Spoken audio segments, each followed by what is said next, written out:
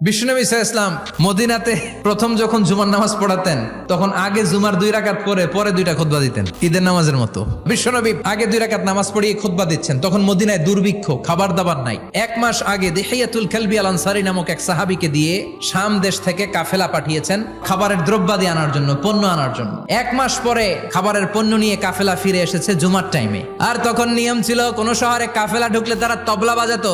বিশ্বনবী সহ সব সাহাবারা বুঝতে পেরেছে ওই কাফেলা খাবারের পণ্য নিয়ে মদিনার মধ্যে ঢুকেছে। এখন মসজিদে কানাঘুষা, 12 জন সাহাবা বসে আছেন, সব সাহাবারা পণ্য কেনার জন্য চলে গেল। সাহাবারা ভাবলো নামাজ আসল, নামাজ তো পড়েই ফেলছি, এখন খুতবা, সমস্যা নাই। কিন্তু আল্লাহ এটা সহ্য করলেন না।